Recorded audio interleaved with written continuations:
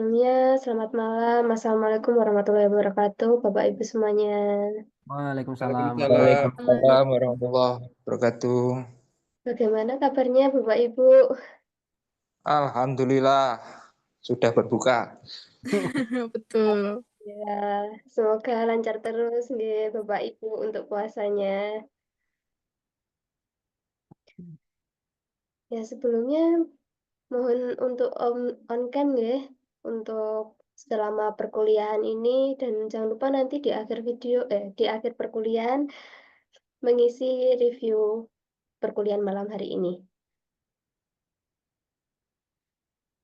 Karena sudah jam sekian, saya serahkan langsung kepada Mas L. Bisa dimulai, Mas. Monggo.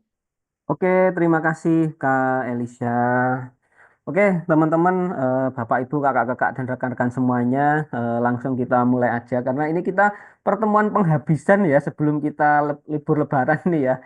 Tapi tak lihat ini masih ada yang sudah, ini musim-musimnya bukber, makanya tadi ada yang izin bukber dan lain-lain ya. Is oke lah, karena memang ini lagi musim-musimnya bukber, musim-musimnya berburu war ini ya kali ya, jajan-jajan untuk Lebaran sama ya musim-musimnya orang belanja gitu ya. Tapi oke lah, karena di saat-saat terakhir ini kita masih masih bisa ketemu lagi karena memang ada satu pertemuan yang itu bentrok dengan libur terus kalau diulur ke belakangnya ndak bisa jadi mau ndak mau sesuai dengan kesepakatan kita hari ini kuliah lagi gitu ya. Nah, kalau kemarin kita sudah sedikit banyak membahas tentang mulai dari peranan terus jenis-jenis sampai karakteristik konten, mungkin di hari ini saya akan lebih banyak ngomongin tentang konten marketing strategi. Jadi strategi apa aja kita dalam merencanakan konten marketing, itu langkah-langkah apa sampai kita itu bisa membuat sebuah rumusan atau formula konten creating yang oke banget gitu ya. Nah, tapi kemarin saya ada tugas kan untuk teman-teman. Kira-kira ada yang mau presenting atau enggak nih? Aku boleh Mas El. Oke, siap. Silahkan Kak Tamara, mungkin butuh waktu berapa? 10 sampai 15 menit, 10 menit cukup ya? 10 menit cukup lah, paling nggak kurang lah Oke. pasti. Ya. Oke, siap. Mungkin kita buka dari untuk pertemuan kali ini ada sedikit presentasi, ada sedikit sharing dari Kak Melisa. Nanti mungkin setelah itu baru kita lanjut. Kalau teman-teman ada yang mau, mungkin saya kasih maksimal 2 orang ya, karena kalau lebih dari itu kayaknya di bulan Ramadan ini kita nggak cukup waktunya. Silahkan saya serahkan ke Kak Melisa untuk sedikit presentasi tentang kemarin hasil observasinya kayak gimana. Oke, siap. Saya share screen dulu ya.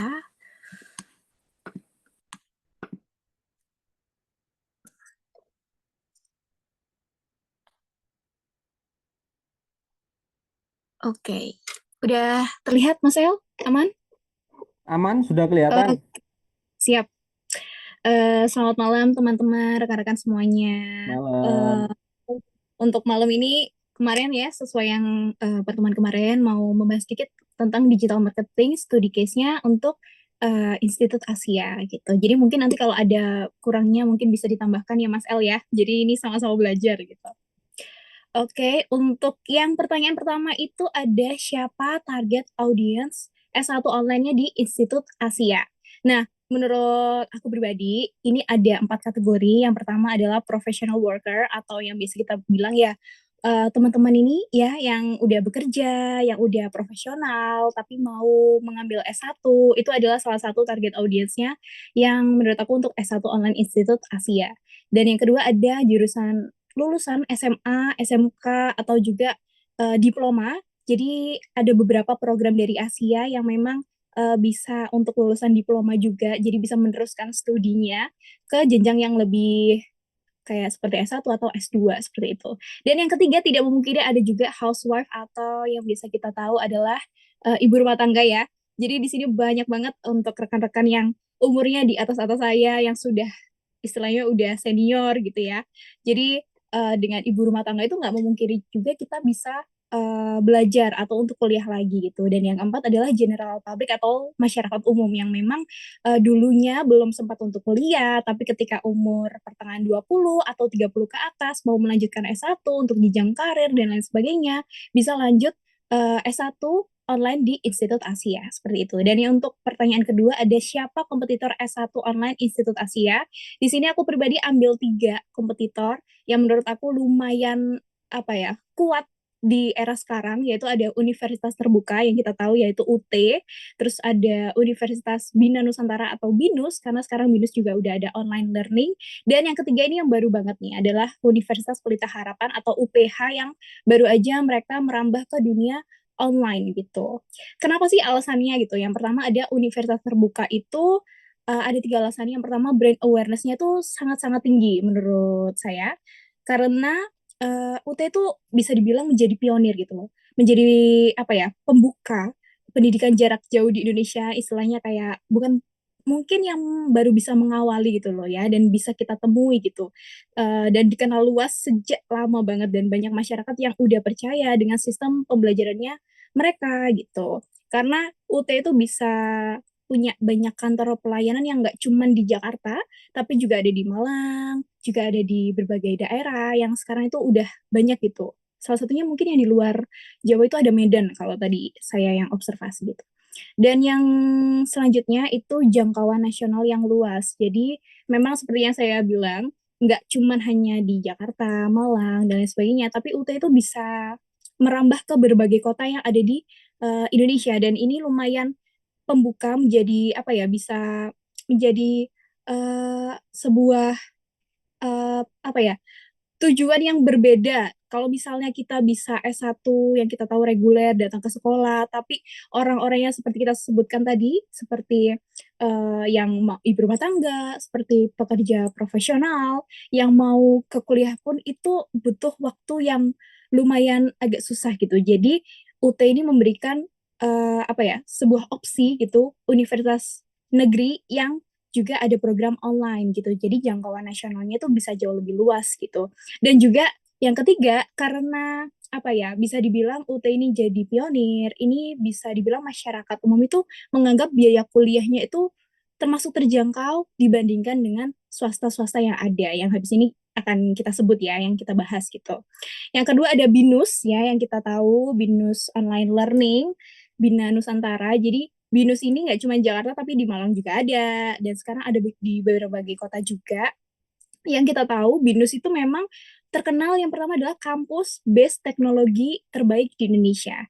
Kenapa gitu loh ya? Karena memang ada beragam jurusan yang lumayan istilahnya kekinian kalau zaman sekarang ya, kayak teknologi, bisnis, desain, komunikasi gitu ya. Karena adanya dukungan teknologi juga ada platform digital seperti mereka tuh sistemnya pakai sistem e-learning sama seperti di Asia sebenarnya. Kayak e-learning yang modern terus mudah untuk digunakan sama mahasiswa yang secara online gitu kan. Jadi fasilitas online-nya ini bisa digunakan buat diskusi, tugas, atau materi perkuliahan. Jadi terstruktur dengan baik, nggak berbeda dengan mahasiswa yang reguler gitu. Jadi kita walaupun online tetap bisa menggunakan fasilitasnya dengan baik gitu. Dan yang kedua ada jaringan alumni dan juga kemitraan dengan industri ya. Ini sangat-sangat perlu selain kita memilih universitas atau kuliah untuk ilmunya pastinya, tapi setelah after graduate-nya itu juga sangat penting, yaitu ya jaringan alumni, kemitraan dengan industri. Gimana pun kita kan pasti memilih perkuliahan, itu pasti juga memilih lingkungan yang baik gitu loh. Jadi kita bisa nantinya kerja dengan kemitraan-kemitraan yang istilahnya jauh lebih baik dan kita juga bisa terhubung. Nah, ini BINUS itu salah satu jembatannya gitu. Jadi yang ketiga ada program sertifikasi dan pengakuan internasional. Jadi karena pilihan program studinya juga banyak ya tadi, jadi BINUS Online itu juga menawarkan berbagai program prestasi yang disesuaikan dengan kebutuhan industri dan juga prestasi mahasiswanya. Begitu. Terus yang nomor 3 ada UPH yang tadi baru nih, Universitas Pelita Harapan. Ini memang UPH ini udah lama banget, cuman baru aja memunculkan atau bisa dibilang kelas online-nya gitu ya. Seperti yang bisa dilihat ini Bapak Sandiaga Uno juga gelar doktornya itu dari UPH gitu. Cuman kurang tahu beliau pakai yang online atau reguler gitu, tapi pertama itu alasannya adalah pendidikan berkualitas dengan standar internasional. Memang UPH ini terkenal dengan standar-standarnya yang internasional, entah untuk kurikulumnya, entah memang untuk fasilitas di kuliah gitu. Jadi memang semuanya itu berkualitas dengan standar internasional gitu. Dan yang kedua ada fokus jurusan ilmu komunikasi. Nah, karena ini UPH itu istilahnya masih baru ya, masih anak baru, jadi masih fokus di satu jurusan, yaitu ilmu komunikasi. Dan yang ketiga ada mengembangkan creativepreneur. Nah, udah pernah tahu belum creativepreneur? Jadi sekarang itu bukan melulu entrepreneur yang kita tahu pembisnis gitu ya, tapi sekarang juga mengembangkan creativepreneur. Jadi nggak, bisnis itu nggak cuman kita jual beli barang, tapi kita bisa jual beli antar kreatif yang kita punya. Jadi memang UPH ini mengembangkan creativepreneur dari mahasiswa-mahasiswanya. Ini terkait dengan konten-konten UPH yang ada di sosmednya, ini masih berhubungan, nanti kita bahas ya.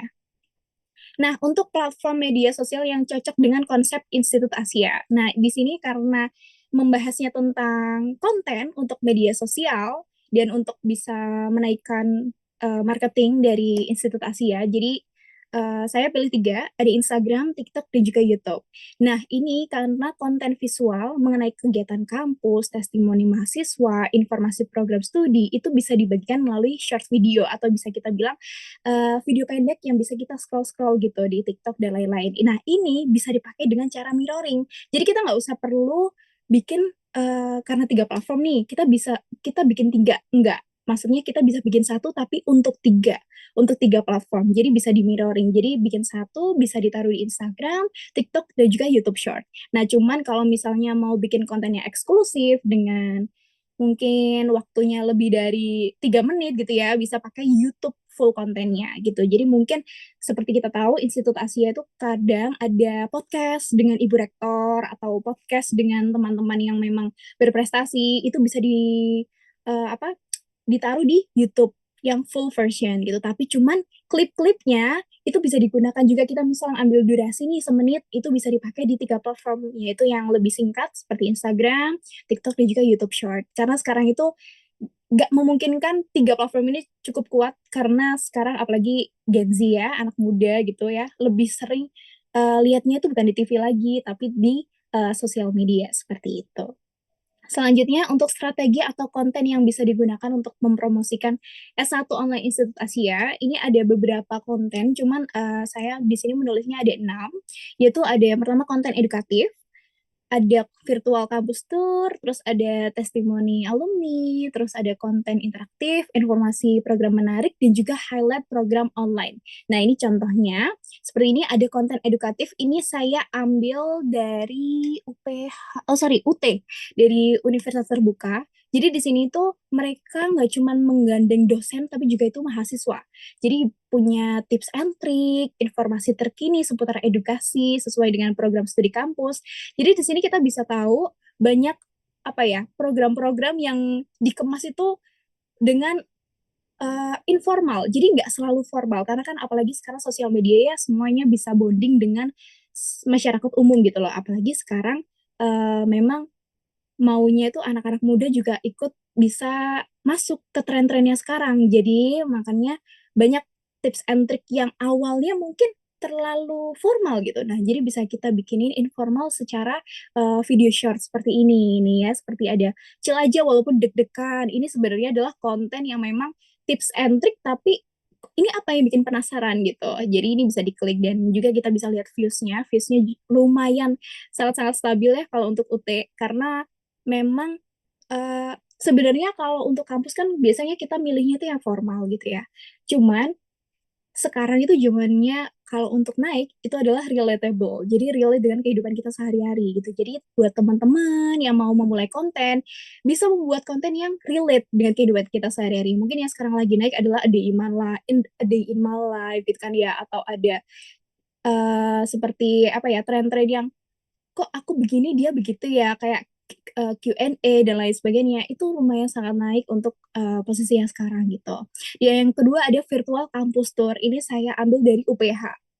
Nih, contohnya adalah fasilitas anak Ilkom UPH. Nah, fasilitas itu nggak cuman ini loh kita room tour seperti ini, enggak, cuman ada ambil dari sisi mahasiswanya ya, gimmick-gimmick dikit ya, pasti kan konten ada gimmick-gimmicknya gitu loh. Jadi diambil ada beberapa mahasiswa yang sambil kasih tahu nih kalau isinya UPH itu seperti apa. Nah, nanti bisa di-combine dengan Asia tuh apa aja sih fasilitasnya, nggak melulu harus ruangan kelas, tapi bisa jadi di Asia tuh anaknya ngapain aja sih kalau selama kuliah gitu.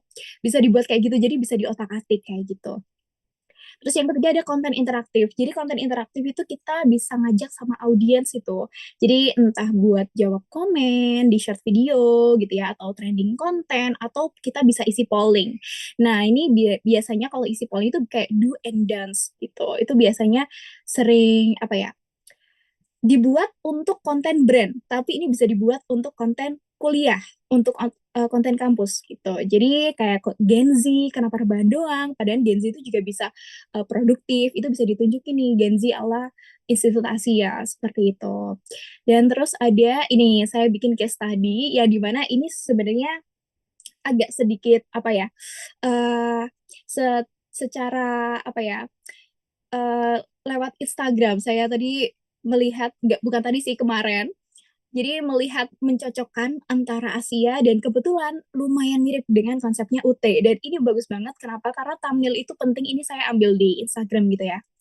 Thumbnail itu penting banget guys. Kalau misalnya kalian lihat secara apa ya, secara berdampingan seperti ini tuh lumayan menggambarkan kalau warna-warna itu kalau kita baru buka di Instagram mencolok, dan kita itu kan pasti langsung ini apa ya, ke-trigger ini konten apa gitu kan ya. Dan kalau di UT juga sama gitu. Cuman yang saya notice adalah karena thumbnail itu penting, jadi terlalu banyak objek itu audiens bakal gagal fokus gitu. Itu biasanya sering banget karena kalau kita kebanyakan objek itu suka gagal fokus. Nah, mungkin ini bisa sedikit koreksi buat dari Institut Asia gitu ya. Kalau kita lihat di universitas terbuka, itu dia itu clean sekali. Objeknya di tengah untuk objek orangnya, tapi untuk tulisan judulnya itu ada di bawah. Nah, seperti itu. Beda kalau misalnya ada informasi seperti pamflet gitu ya, ada di sini gitu, it's okay, tapi kita buat untuk renggang-renggang kayak gini. Kenapa? Itu karena bakal rapi sekali gitu loh.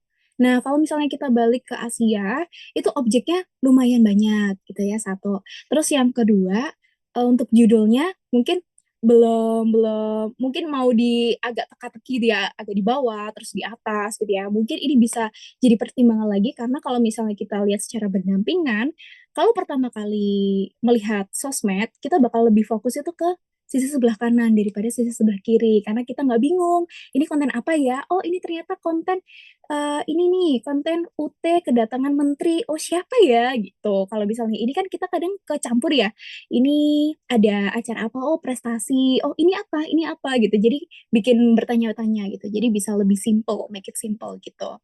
Nah, mungkin pembeda antar kontennya itu bisa melalui warna thumbnail. Jadi mungkin nanti konten yang dikasih itu bisa kan beragam tuh, ada informasi terkait kampus, ada informasi terkait prestasi, ada konten-konten yang organik, itu bisa dibedakan melalui warna gitu. Nah, nanti bisa selang-seling, jadi nggak selalu apa ya, flat gitu aja, begitu. Nah, ini yang lumayan kemarin saya cari-cari, jadi biar tidak terlalu flat, setiap postingan itu bisa dibikin selang-seling gitu. Jadi bisa edukasi dulu, terus nanti info kampus, terus nanti bisa interaksi, banyak nanti ada interaksi lagi, terus ada edukasi dan lain sebagainya.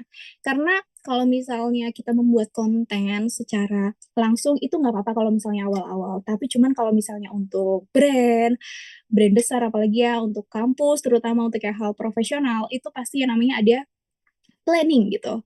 Apalagi sekarang banyak banget sosial media planning gitu, sosial media planner. Jadi kita perlu yang namanya ini satu konsep, kita harus planning dulu sebelum upload. Jadi mungkin kita buat satu hari itu bisa buat seminggu atau 2 minggu konten ke depan. Itu nggak ada yang nggak mungkin, karena memang itu tadi kita bikin satu video bisa untuk 3 platform sekaligus, satu video untuk video YouTube yang full itu kita bisa buat beberapa series gitu, karena kan klip-klip untuk video short video itu sangat-sangat apa ya, sangat-sangat minim gitu, jadi bisa dibuat seperti ini, jadi dibuat selang-seling seperti itu. Jadi itu masukan dan studi kasus dari saya kemarin, Mas El. Terima kasih, mungkin bisa nanti bantuannya. Terima kasih teman-teman.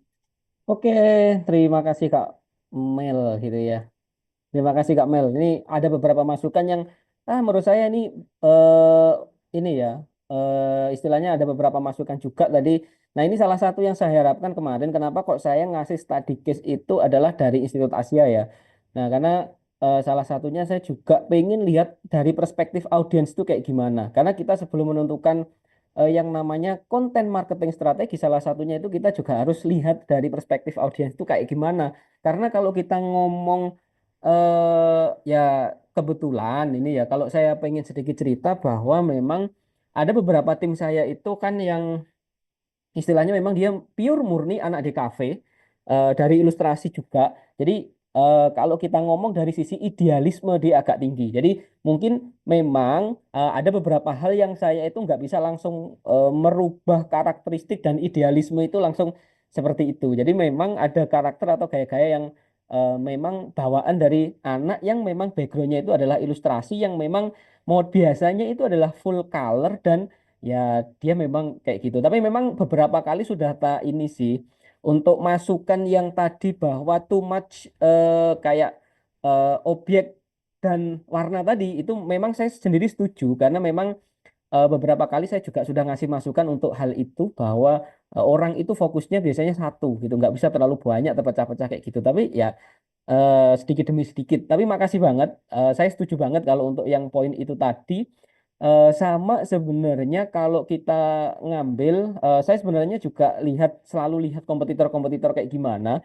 Cuma memang ada beberapa hal yang bisa saya masukkan ke Asia, ada beberapa juga yang nggak bisa saya pakai di Institut Asia Malang. Tapi memang sama sih seperti dengan Kak Mel tadi bahwa biasanya saya itu juga rutin untuk melakukan audit terhadap kompetitor kira-kira mereka trennya apa, lagi ngapain. Cuma ya kembali lagi kalau di Institut Asia Malang sendiri memang salah satu kesulitan kami adalah SDM ya. Karena kebetulan eh, ya untuk ya kemarin saya sedikit cerita sih bahwa saya ini sebenarnya nggak jelas juga kerjaannya, yang ngurusi sosmed, yang ngurusi ya dosen, ya kadang masih terlibat di marketing kayak gitu. Jadi kayak satu orang dengan berbagai macam peranan. Jadi teman-teman yang berkecimpung di sosmed mungkin sudah tahu bahwa nangani sosmed itu sebenarnya nggak sesimpel yang dilihat orang.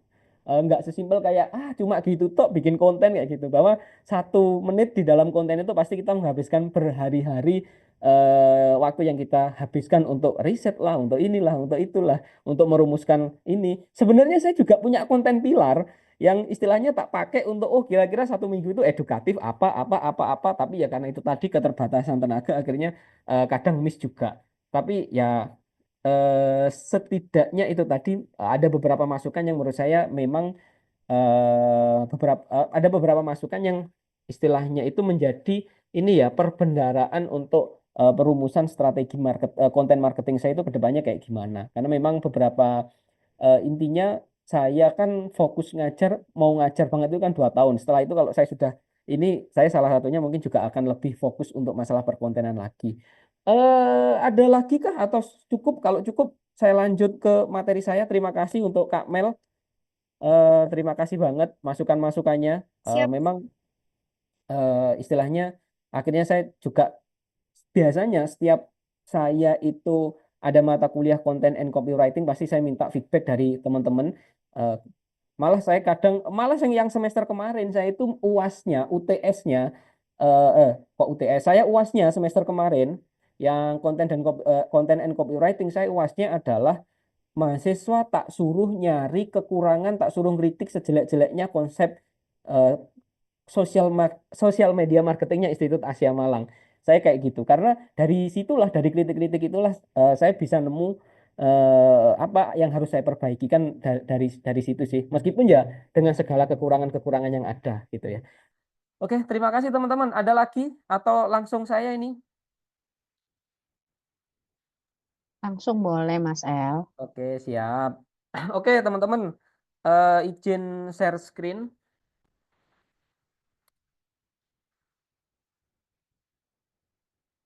Sudah kelihatan? Sudah. Oke, terima kasih teman-teman. Jadi seperti yang saya sampaikan di awal, kita hari ini sudah memasuki pertemuan ketiga, di mana pertemuan pertama kita sedikit banyak membahas tentang ya sejarah perkembangan yang konten itu kayak gimana, terus media penyebaran konten itu kayak apa, media-media apa aja yang worth it untuk kita pakai. Di pertemuan kedua kita membahas tentang jenis karakteristik dan ini ya jenis karakteristik konten dan peran-peran konten dalam kehidupan sehari-hari. Nah, kali ini kita mungkin lebih ke arah marketingnya. Jadi kalau kemarin kita masih lihatnya itu dari sudut pandang seorang konten, kita ngomongin konten. Kalau sekarang kita sudah sedikit mengerucut ke masalah konten marketing. Karena sebenarnya kalau kita ngomongin konten ini, antara kita ngonten untuk pribadi, personal branding, misalnya untuk cari duit lah, untuk personal branding atau apapun, dengan konten marketing strategi itu beda. Seperti yang disampaikan Kak Mel tadi, bahwa kalau untuk pribadi itu mungkin bisa suka-suka, tapi kalau untuk kita ngomongin sebuah brand, kita memang harus mikir banget sebelumnya atau sebelum kita merumuskan strategi konten apa yang mau kita pakai. Nah, secara garis besar itu kalau kita ngomongin konten marketing strategi itu kurang lebih tahapannya seperti ini ya. Jadi yang pertama pasti kita harus menentukan tujuan atau goals-nya dulu.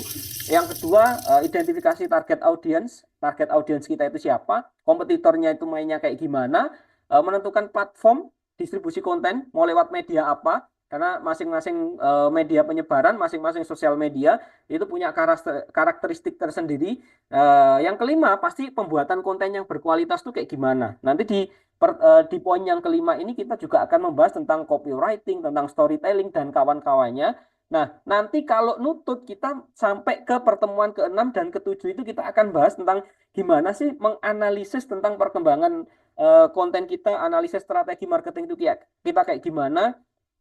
Sampai yang ke-7 nanti gimana untuk penyesuaian dan optimalisasi konten itu kayak gimana. Cuma memang biasanya saya nanti untuk yang di poin kelima, pembuatan konten itu ada beberapa part yang mungkin waktunya akan cukup panjang. Karena di situ kita akan membahas tentang gimana sih caranya produksi konten, gimana cara membuat konten yang menarik dan berpotensi viral tuh, apa sih rumusnya. Terus kita di situ juga akan membahas tentang copywriting, storytelling, dan kawan-kawan. Terus biasanya saya juga punya tambahan di viral marketing. Karena kalau kita ngomongin konten marketing strategi, salah satunya banyak banget. Ada satu hal yang menurut saya itu wajib dipelajari, yaitu adalah viral marketing. Jadi gimana kita bikin campaign-campaign yang berpotensi untuk viral, teman-teman. Nah, kalau untuk analisis, evaluasi, dan lain-lain itu kan istilahnya bukan berarti tidak penting, tapi sebenarnya itu bukan ini ya, istilahnya eh, kalau memang nuntut nanti kita bahas gitu ya, atau mungkin nanti ada satu pertemuan yang kita membahas dua hal itu. Nah, kurang lebih langkah-langkah yang biasa dipakai untuk menentukan konten marketing strategi itu kayak gini. Nah, yang pertama pasti seperti yang saya sampaikan di awal, ketika kita pengen membuat konten marketing strategi, yang perlu kita lakukan pertama kali itu adalah menentukan tujuan. Kita tujuannya itu apa sih gitu ya? Mau meningkatkan brand awareness kah, meningkatkan engagement, membangun komunitas, meningkatkan traffic atau penjualan, atau mendapatkan feedback audiens. Karena ketika kita nanti karena masing-masing tujuan itu tipikal kontennya itu juga beda-beda. Makanya tahap paling awal kita gali dulu, saya bikin konten marketing itu untuk tujuan apa. Atau kalau ini ya, kalau dalam sudut pandang pribadi, ini kita gak ngomong dalam sudut pandang bisnis. Misalnya dalam sudut pandang pribadi pun, ketika saya ngajar di kelas yang reguler, anak-anak itu juga tak suruh observasi dulu, kira-kira kamu konten itu buat apa? Mau personal branding kah? Mau untuk lebih memperkuat portofoliomu kah? Mau cari duit kah? Atau hanya sekedar untuk tempat eksistensi diri atau apa gitu ya? Karena ketika kamu nggak tahu goalmu itu apa, nah, nanti kontenmu tuh nggak jelas, arahnya kemana itu nggak jelas, ngelambiar kalau orang bilang. Nah, kalau dari sisi sudut pandang di dunia bisnis, itu sebenarnya untuk menentukan ini ya, tujuan konten itu kita bisa lihat dari customer journey ya. Nah, kalau kita ngomong di dunia marketing itu, kita akan mengenal yang namanya kayak semacam marketing funnel ya. Jadi kita eh, nanti di masing-masing ini ada ininya ya. Di masing-masing customer journey ini ada tipikal kontennya berbeda-beda. Misalnya di tahapan top of funnel gitu ya, TOFU. Nah, itu kita lebih banyak pasti brand awareness. Karena customer ya istilahnya belum mengenal produk kita.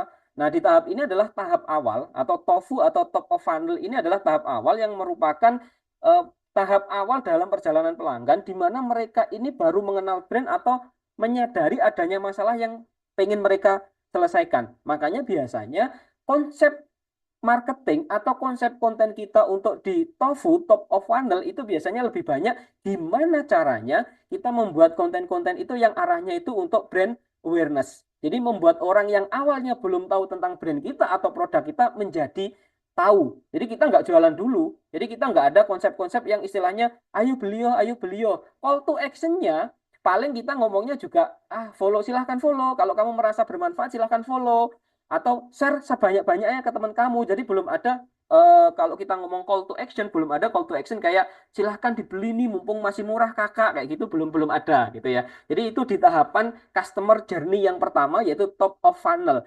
Nah dari top of funnel itu nanti orang-orang sudah akan mulai sedikit tersaring menjadi funnel yang kedua atau medium ya, jadi MOVU gitu ya. Pada tahap ini audiens sudah mulai mengenal, sudah mulai mempertimbangkan. Jadi kalau tadi itu ada masalah yang dialami oleh audiens, di fase kedua ini, di funnel yang kedua ini, mereka itu sudah mempertimbangkan solusi-solusi yang diberikan antara brand ini, brand itu, dan karena sekarang eranya keterbukaan informasi ya, pasti teman-teman itu kalau misalnya contoh kita lagi menghadapi Lebaran, mau Lebaran nih kalau yang Muslim, pengen beli baju Lebaran.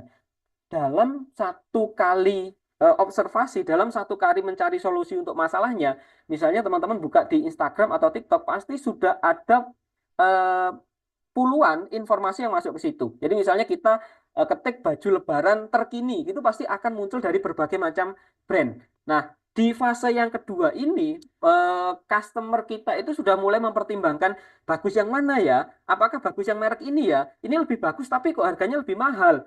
Terus ini harganya murah tapi kok aku kurang suka warnanya ya. Jadi orang itu sudah berada dalam pikiran-pikiran ke situ. Jadi kayak di sini tuh kalau kita ngomong call to action itu sudah kayak sudah mancing-mancing mereka. Kayak kalau mau info lebih lanjut boleh tanya ke sini.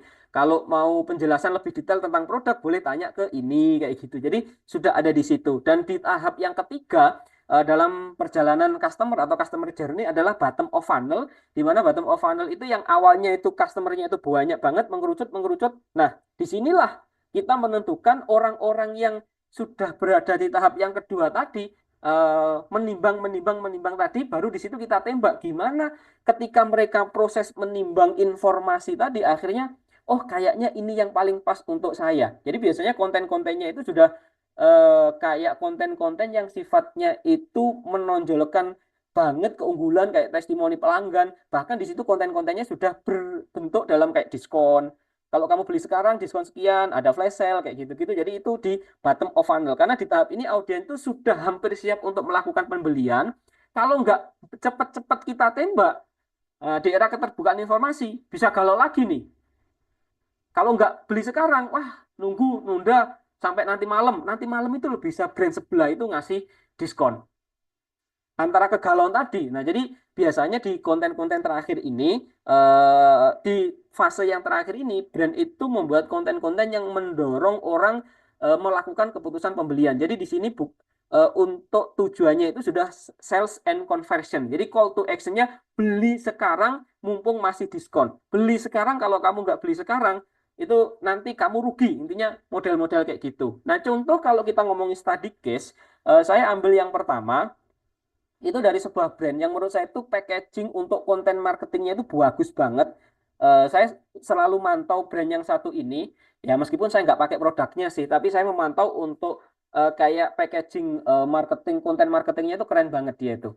Nah, dia itu Aero Street, salah satu perusahaan sepatu lokal yang sekarang kalau kita lihat ya penjualannya itu bisa dibilang salah satu top. Kalau kita ngomong di marketplace itu salah satu top penjualan sepatu itu ya salah satunya Aero Street. Nah, ini packaging kontennya itu dari awal, dari giring orang yang belum tahu Aero Street sampai mereka beli Aero Street itu bagus banget. Nah, contoh ini ya, Rek hujan dan di Asel itu yo. Rek hujan dan licin nggak ngaruh. Aero Street di bos. Tinggal dah.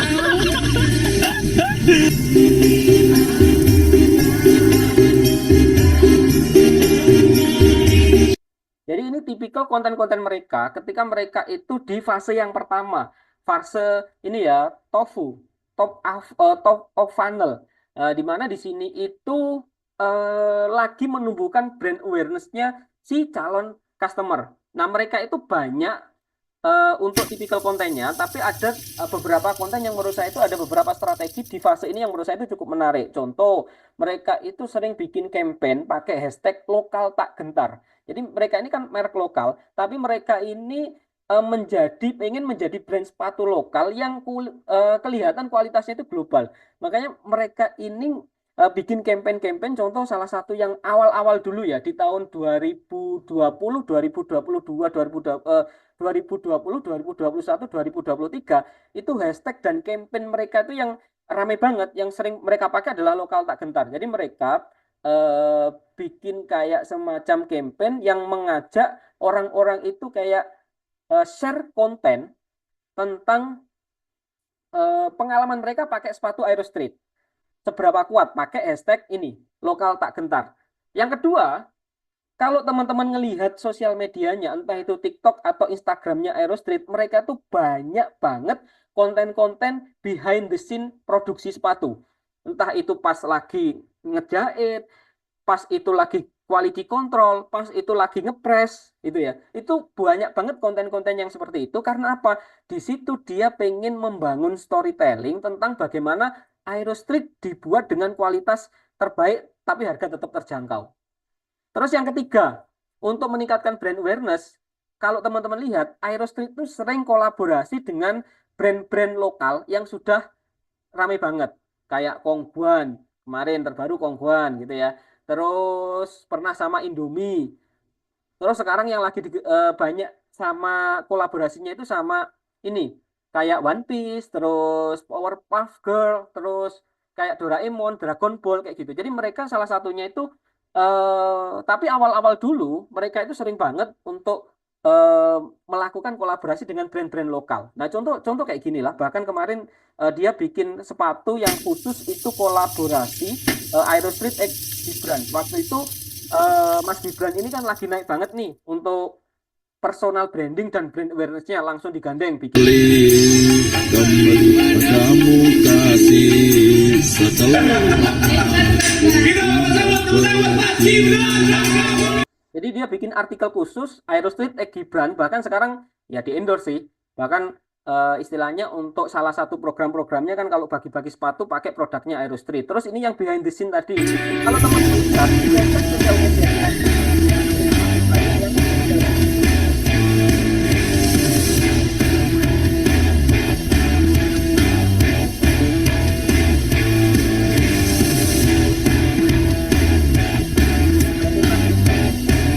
nah itu tadi dia pengen menekankan bahwa ini loh dibuat dengan teknologi dan istilahnya itu teknologi dengan dibuat dengan teknologi yang dan kualitas yang bagus, tapi harganya tetap murah. Nah itu contoh campaign yang dilakukan oleh Aero Street di fase yang pertama. Jadi konten-kontennya tuh kayak gitu. Nah di fase top of funnel supaya apa orang itu penasaran, orang itu mau lihat, orang yang belum tahu akhirnya jadi tahu dengan Aero Street. Setelah tahu mereka diapain? Setelah tahu mereka If I sell it to you, how much do you tembak lagi dengan model-model konten yang seperti ini. Nah biasanya kalau untuk di fase yang kedua ini Aero Street lebih banyak untuk mereka itu bikin kayak semacam konten yang UGC atau konten edukasi dan user generate konten. Sering mereka kayak bikin stories untuk Q&A tentang mana warna favoritmu. Terus kayak misalnya mereka bikin artikel-artikel yang kerjasama dengan kayak brand-brand tertentu, mereka itu juga bikin polling-polling kayak gitu. Terus sering banget mereka juga gandengin kayak YouTuber TikTok untuk kayak ya kalau sekarang mungkin konsepnya affiliate lah. Jadi intinya mereka juga banyak untuk gandeng kreator-kreator fashion, dan yang menurut saya itu yang paling keren itu adalah mereka itu sering banget kayak bikin Q&A perbandingan antara harga dengan kualitas Aero Street. Jadi mereka sering tanya-tanya orang-orang kayak gini loh, entah itu bule atau orang-orang yang mohon maaf, mungkin kalau dari strata sosial itu agak menengah ke atas. Jadi misalnya mereka lagi terjun ke lapangan, biasanya nyari mall-mall yang mall-mall itu memang nyari yang rata-rata mall itu isinya adalah orang yang dari segi kekuatan finansialnya itu adalah menengah ke atas atau malah bule-bule kayak gini. Ya entah itu settingan atau enggak, saya enggak peduli gitu ya. Tapi yang jelas mereka ini pinter, salah satunya itu packaging kontennya itu contoh kayak gini, tanya-tanya. it cost? I would say 25 euro. 25 euro. $80. $800,000? 1 million 1 million what? rupiah. Rupiah. Kenapa? Kasih alasan dulu dong. Reason. Give me the reason. I think the quality is okay, high quality. The design is nice, so I will say 60 euro. Good price for this quality. Bro, saya kasih tau ya, ini akan kita jual kalau di dolar sekitar $14. $14? 229.000. Ya, murah sekali. Nah, jadi rata-rata kayak gitu. Mereka itu bikin konten yang membandingkan antara kualitas dengan kualitas dengan harga. Jadi memberikan persepsi ini loh, bule-bule aja, orang-orang luar negeri aja ngasih penilaian kualitasnya itu dengan harga yang 1 juta. Tapi ini tak jual ke kalian cuma harga under 300.000. Jadi ini salah satu konsep konten yang cukup killer sih gitu. Membrainwash orang yang istilahnya wah boleh lo memberikan persepsi kayak gini gitu ya, apalagi berarti memang ini kualitasnya bagus tapi harganya murah. Jadi itu sebenarnya kayak pesan atau story yang pengen diberikan Aerostreet ke audiensnya lewat konten-konten yang kayak gini. Nah, setelah ada konten-konten di Instagram, TikTok yang model kayak gini, terus di sosial medianya itu mereka juga bikin sering banget bikin promo-promo kayak gini. Jadi misalnya sudah ada orang yang nonton videonya Aerostreet dengan cukup lama. Karena kalau kita ngomong misalnya saya nonton video Aerostreet tuh di Instagram kan itu kerekam datanya. Nah, biasanya orang-orang yang punya retensi tontonan lebih lama itu biasanya sama Aerostreet itu akan ditembak untuk iklan dan iklan. Selain itu juga sering mereka bikin promo-promo di Shopee kayak diskon 50%, beli 2 lebih hemat. Nah, ini adalah di tahapan middle of funnel atau MOFU, di mana di sini tuh membuat orang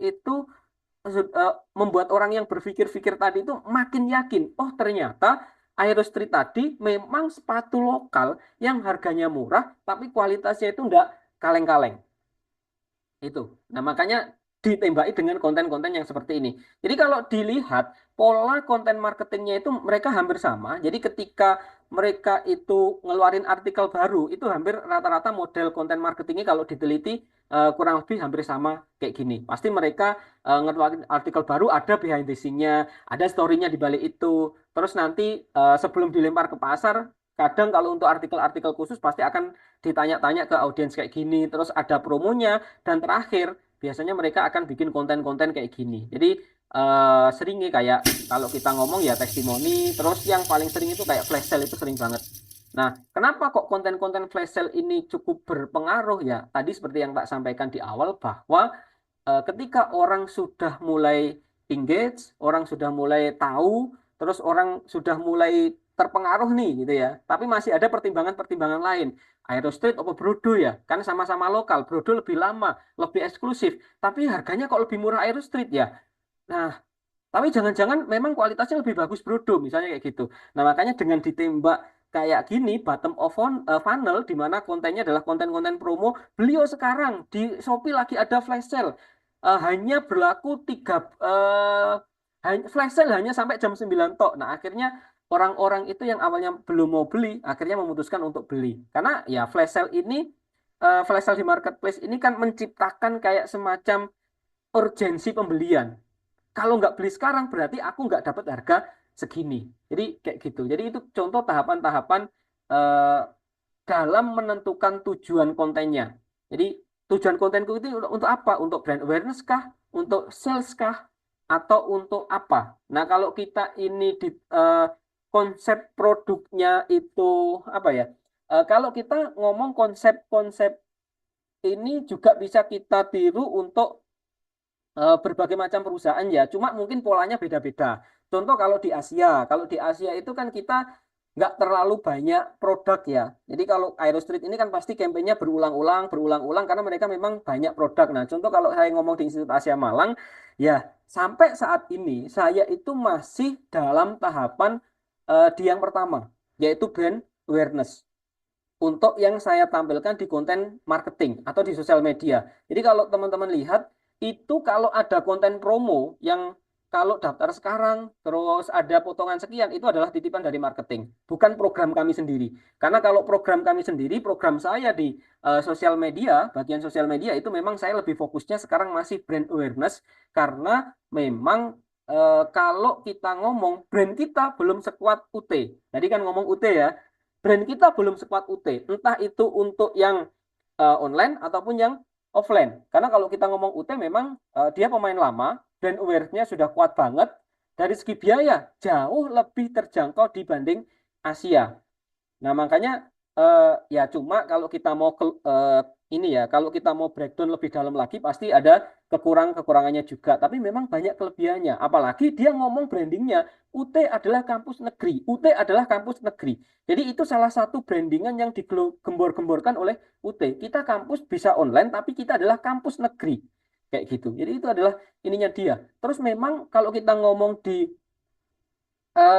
masing-masing daerah itu memang banyak. Jadi kayak di Malang ada. Terus nggak cuma di Malang, daerah-daerah sekitar Malang kayak Kediri, kayak kota-kota kecil itu sekarang juga sudah mulai ada perwakilan mereka untuk promosi juga. Jadi makanya sekarang saya tahapnya masih di brand awareness. Kalau kita ngomong BINUS, meskipun dia online-nya kita ngomong UPH tadi meskipun brand online-nya itu baru, tapi secara ini ya, secara branding, secara brand awareness itu mereka sudah kuat banget. Jadi ketika mereka mau buka program baru pun, oh ini part of UPH, itu orang langsung tahu gitu loh. Makanya ya, tapi sedikit banyak ada perkembangan lah Institut Asia. Jadi dari pertama kali saya pegang di sosmed itu kurang lebih tahun fokus itu saya 2019. Sampai sekarang itu ya istilahnya ada perkembangan yang awalnya orang itu sama sekali nggak ngeh. Misalnya marketing datang canvassing ke sekolah nih, belum tahu Asia sama sekali. Tapi dengan sekarang paling nggak sudah banyak orang yang tahu. Tapi belum jadi top of mind. Makanya itu sampai saat ini saya lebih banyak masih di brand awareness sih. Jadi konten-kontennya pun saya arahkan untuk masih brand awareness. Nah itu contoh yang pertama dari Aerostreet. Contoh yang kedua, ini ada yang cukup menarik juga dari kampanyenya Indomie. Indomie itu juga modelnya pakai ketika mereka itu mengeluarkan rasa baru, mengeluarkan varian baru, mereka juga pakai campaign-campaign yang kayak gini. Contoh, kalau kita ngomong di fase Indomie rendang ini enak banget, cocok banget.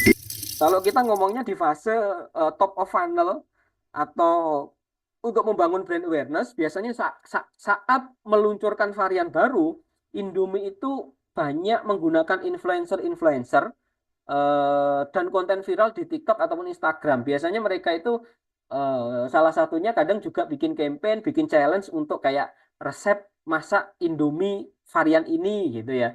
Yang akhirnya itu kayak ya sebenarnya itu by design ya, campaignnya itu by design. Jadi saya yakin itu bukan murni user generate konten, tapi memang by design. Karena kalau kita ngomong konten viral, konten sosial media yang kayak seakan-akan itu alami muncul dari user generate konten, itu memang setelah kita teliti itu tidak sepenuhnya itu adalah benar-benar user generate konten. Banyak juga yang memang by design. Jadi kayak memang agensi yang main di situ kayak seakan-akan ini user generate konten. Contoh ya banyak konten-konten Indomie itu yang kayak Dimakan lagi, kalian bisa screenshot untuk bahan dan bumbunya. Untuk cara masaknya, yang pertama kita tentang cara masak Indomie rendang itu ini kayak gimana. Terus awalnya selera. yang fase middle of funnel biasanya itu kayak mereka ada YouTube series tentang menceritakan bagaimana Indomie itu sudah sekian puluh tahun menjadi bagian dari kita, khususnya di Indonesia gitu ya. Akhirnya itu kayak gimana? jadi banyak cerita. Terus ya kalau untuk bottom of funnel-nya di mana bottom of funnel itu supaya orang cepat beli ya, mereka biasanya bikin promo-promo kayak bundling, beli ini gratis ini, terus flash sale ya, polanya hampir sama. Jadi itu salah satu cara kalau kita ngomongin konsep konten marketing dalam menentukan tujuan itu ada beberapa cara, salah satunya salah satu contoh cara menentukan tujuannya itu kayak gitu. Ya sebenarnya kita bisa suka-suka aja sih. Maksudnya suka-suka aja itu kayak ya wes aku pengen untuk brand awareness, tapi kan itu dari sudut pandang kita, bukan kita berdasarkan sudut pandang audiens itu butuhnya apa, bukan dari sudut pandang customer journey-nya itu kayak kayak gimana gitu. Nah, dalam menentukan tujuan tadi, biasanya kita itu punya rumusan. Rumusannya itu kalau kita singkat itu kayak pakai SMART ini lah. Ini tolak ukurnya kok rumusan. Jadi ini salah satu tolak ukur apa yang sebagai tolak ukur dalam menentukan tujuan kita bikin konten. Nah, kalau kita singkat namanya SMART. S yang pertama itu adalah spesifik, yang kedua M-nya itu measurable atau terukur, terus yang selanjutnya adalah achievable, dapat dicapai, terus R-nya itu relevan, dan T-nya itu time bound. Nah, contoh spesifik itu ini ya, tujuannya itu jelas dan terdefinisi. Jadi misalnya kalau kita ngomong itu tadi di awal tujuannya itu harus jelas. Kalau Asia sampai sekarang saya ngomong bahwa kita tujuannya adalah brand awareness untuk meningkatkan yang awalnya orang itu belum tahu Institut Asia Malang akhirnya tahu tentang Institut Asia Malang. Terus bisa diukur dengan metrik. Bisa diukur dengan metrik itu ya kayak perkembangan atau kita itu pakai ukuran-ukuran yang jelas gitu loh. Perkembangan kontennya, jangkauannya itu kayak gimana, kita mau menjangkau siapa aja, kita mau meningkatkan customer segment yang mana. Terus achievable. Jadi istilahnya itu realistis dengan sumber daya yang dimiliki. Nah, contoh, karena saya itu cuma dibantu oleh 2 orang, akhirnya saya juga harus realistis. Karena saya punya sumber daya sekian. Saya nggak mungkin kalau dulu awal-awal saya juga ini sih, kayak sebelum istilahnya itu tertampar oleh kenyataan gitu ya. Kalau kita ngomong tertampar oleh kenyataan, dulu itu saya juga kalau tak bilang itu ya kalau bikin target itu kayak agak nggak masuk akal. Contoh, 1 tahun saya pengen followernya Instagram Institut Asia Malang itu yang awalnya dari 12.000 saya pengen ke 50.000. Jadi di situ tuh ketika saya bikin rumusan atau saya bikin rencana kerja dalam 1 tahun itu akhirnya kayak nggak realistis semua. Akhirnya malah nggak tereksekusi.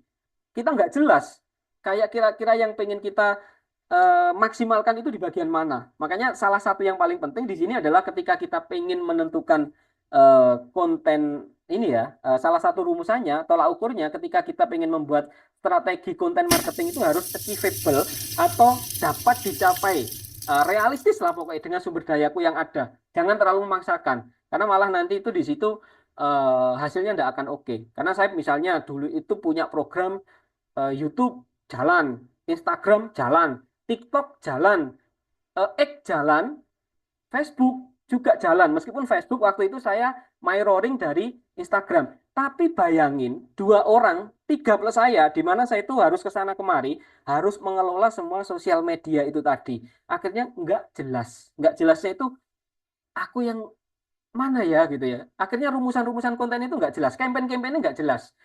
Dalam 1 tahun, perkembangan sosial media kita malah nggak jelas. Nah, dari situ akhirnya saya mencoba merumuskan ulang dan akhirnya kita punya fokus satu persatu. Akhirnya fokus, oh kayaknya gitu ya. Dengan kondisi kita yang kayak gini, kita harus pilah-pilah nih. Tahun ini fokusnya mana? Akhirnya saya pilih, oh Instagram dulu. Jadi waktu itu yang kita maintenance betul-betul, kita untuk skala prioritas konten dan risetnya adalah Instagram. Nomor 2 apa? TikTok. Terus platform X tak hilangkan. Wis, nggak usah kita masuk ke X atau Twitter. Karena di sana ya memang ada segmen audiensnya di sana, tapi sebenarnya ini kurang terlalu mempunyai pengaruh yang signifikan terhadap Asia. Karena yang di situ rata-rata kan kalau kita ngomong ya kayak jurnalis, kayak gitu-gitu kan, artis, orang-orang yang suka ngobrolin politik, terus kalau kita ngomongin tren-tren juga banyak yang skandal-skandal itu dari X. Jadi kayaknya saya merasa, oh ini kurang relatable dengan Asia. Akhirnya saya tinggal. Terus saya kaji lagi Facebook. Setelah saya kaji lagi, oh kayaknya Facebook ini juga ya memang mungkin untuk pengambilan keputusan orang tua calon mahasiswa mungkin masih ada nih yang beberapa pakai Facebook. Tapi kayaknya kalau kita jadikan platform utama nggak cocok. Terus YouTube, wah YouTube ini kayaknya juga ini ono peluang, tapi kayaknya kalau terlalu di maintenance susah. Karena apa? Karena untuk bikin konten di YouTube itu tidak semudah bikin konten Instagram atau TikTok. Akhirnya setelah kita diskusi, kita kaji, kita riset-riset tentang sosial media ini kayak gimana, karakteristiknya kayak gimana, akhirnya kita putuskan fokusnya adalah satu TikTok, satu Instagram, kedua adalah TikTok. Karena Instagram merupakan citra kita sebagai brand awareness-nya kita. Biasanya orang setelah dapat info, setelah tahu, setelah terima brosur, kadang itu carinya adalah, oh Instagramnya apa sih? Tak lihat Instagram kayak gitu. Nah, untuk TikTok ini tetap saya gunakan karena saya pengen menjangkau customer audience yang baru. Anak-anak muda, anak-anak Gen Z, dan di bawah-bawahnya. Jadi itu akhirnya saya bikin tujuan, target itu yang achievable, yang realistis dengan sumber daya yang saya miliki. Nah, baru setelah itu ya, akhirnya tahun ini saya sudah dalam planning tahunan, saya sudah mau mencoba sedikit melirik YouTube. Jadi saya ada program, ini lagi mau kita godok untuk kayak kita bikin konsep podcast yang santai. Jadi kayak kalau teman-teman tahu kayak konsepnya Findes, terus PWK, kayak gitu-gitu kan santai banget. Jadi meskipun kita kampus, kita mau bikin sesuatu yang nyuwante, obrolannya bisa kemana-mana, tapi tetap dengan standar etika di dunia pendidikan. Nah, itu contoh. Terus relevan.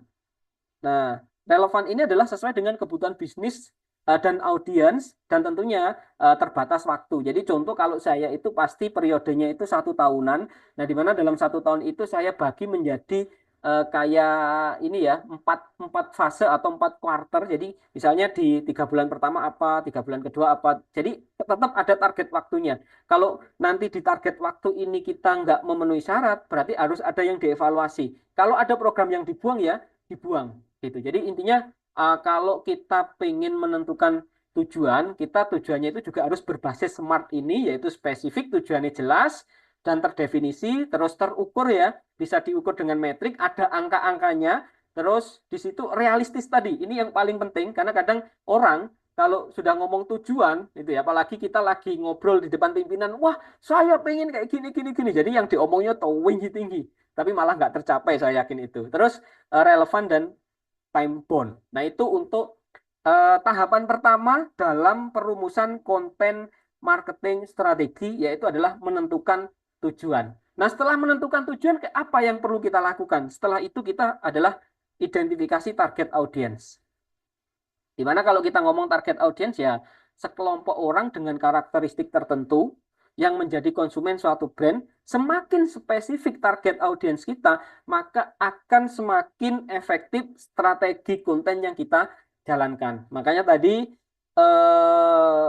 kayak di ini ya, Kak Mel tadi ya, itu kan ada kayak ini ya, pekerja profesional. Itu memang salah satu target utama kita. Terus saya yang tadi itu yang selama ini belum terlalu kepikiran itu adalah housewife ya, atau istri-istri itu ya. Karena mikirnya saya belum kepikiran ke situ sih gitu loh. Saya mikirnya ya lebih banyak kita ke pekerja profesional, atau yang kedua itu adalah lulusan SMK, bukan SMA tapi lulusan SMK, yang biasanya kalau lulusan SMK itu kan lulus SMK kerja nih. Nah, di sela-sela kerja itu mungkin dia pengen upgrade skill, pengen upgrade, pengen kuliah lagi. Nah, itu biasanya yang saya masukkan untuk di target audiens saya. Tapi kayaknya menarik juga nanti kalau mau saya tambahi untuk misalnya ke istri ya. Jadi nanti kalau bikin konten bisa relatable ke kesibukan istri sambil kuliah atau apa kayak gitu-gitu.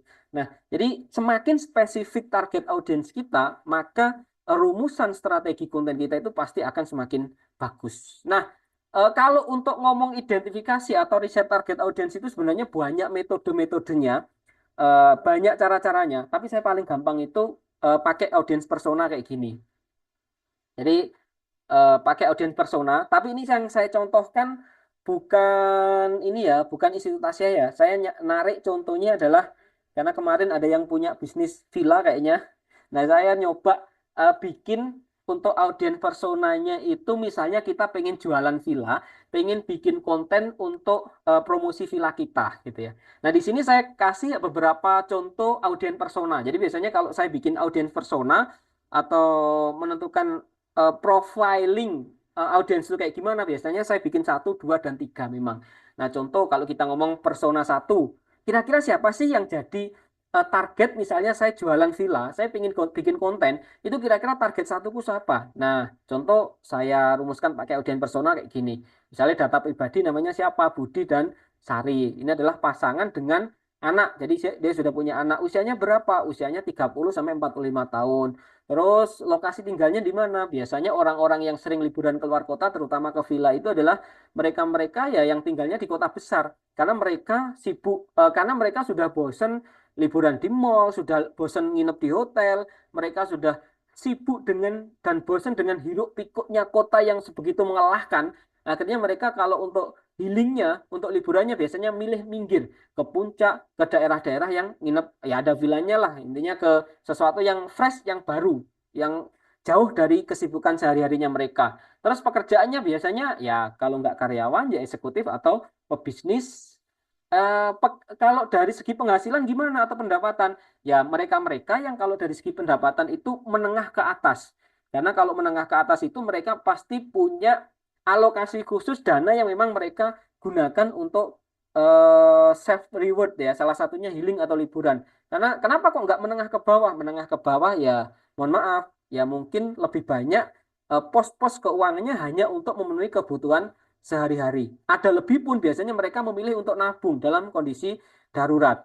Nah, terus tujuan liburannya salah satunya adalah menghabiskan waktu berkualitas bersama keluarga. Terus kalau kita ambil ini tantangan atau pain point-nya atau kesulitan mereka itu apa? Biasanya kesulitan yang dialami oleh orang-orang yang seperti ini adalah sulit menemukan penginapan yang nyaman untuk keluarga. Terus dia itu juga ingin tempat yang karena sudah punya anak gitu ya, ingin tempat yang ramah anak dan aman. Terus karena ini keluarga, pasti mereka itu butuh fasilitas yang lengkap seperti ada dapur, ruang keluarga. Makanya nanti kalau kita dalam bikin konten, dalam story konten kita itu kontennya itu harus bisa menyelesaikan atau kita memberikan solusi dari masalah-masalah yang dihadapi oleh mereka ini. Contoh, kita menawarkan villa dengan private pool, taman bermain untuk anaknya gitu ya, fasilitasnya lengkap.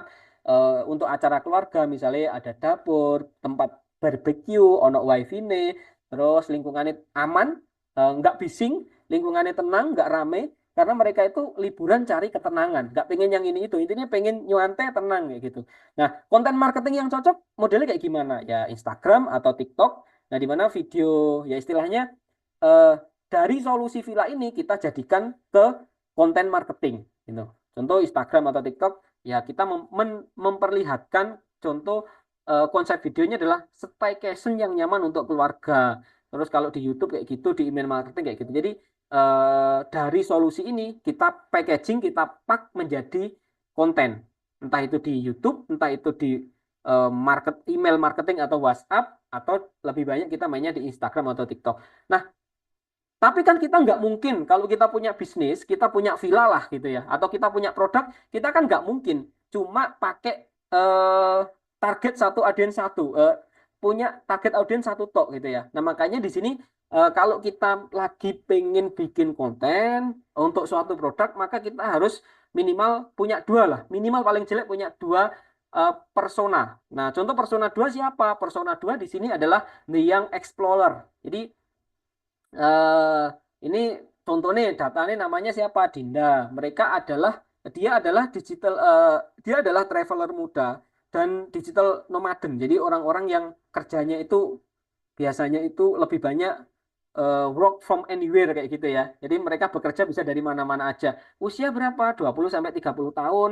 Nah, biasanya dari kota-kota yang ini ya, kalau lokasi mereka itu saya buat misalnya kayak Jakarta, Bali gitu. Biasanya pekerjaannya apa? Ya kayak freelancer, mereka yang kerja-kerja lewat ini ya, platform online. Karena kalau kita ngomong freelancer itu kan sekarang banyak banget platformnya, jadi dia bisa kerja di mana aja, atau konten kreator mungkin gitu. Nah, terus pendapatannya menengah. Jadi belum ke atas karena mereka ini masih anak muda, pendapatannya menengah. Nah, untuk tujuan liburannya apa? Ya staycation, mencari inspirasi baru, atau tempat bekerja yang baru. Karena ada tipikal anak-anak sekarang itu yang bosan kerja kayak gitu-gitu tok gitu. Jadi dia pengen cari suasana baru gitu. Nah, pain point-nya apa? Kesulitan mereka apa? Masalahnya mereka apa? Masalah yang mereka alami adalah mereka itu ingin villa dengan pemandangan yang estetik misalnya untuk konten, terus membutuhkan koneksi internet yang cepat untuk bekerja, terus mencari tempat yang unik dan instagramable mungkin kayak gitu. Terus solusi yang kita kasih apa? Solusinya pasti karena butuhnya tadi yang estetik, maka kalau kita bikin konten yang menunjukkan keestetikan dari si villa tersebut. Terus kita juga boleh spill-spill tentang fasilitas full wifi, kecepatannya 20 Mbps, 30 Mbps kayak gitu.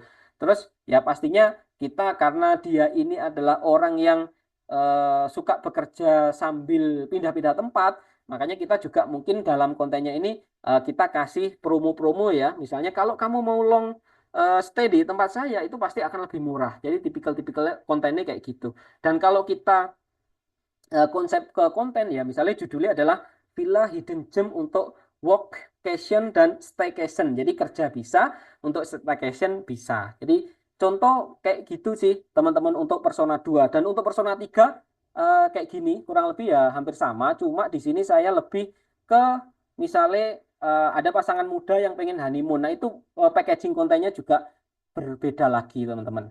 Nah boleh dibaca sebentar, nggak saya jelaskan karena saya izin ke toilet sebentar aja. Silahkan boleh dibaca sendiri sebentar.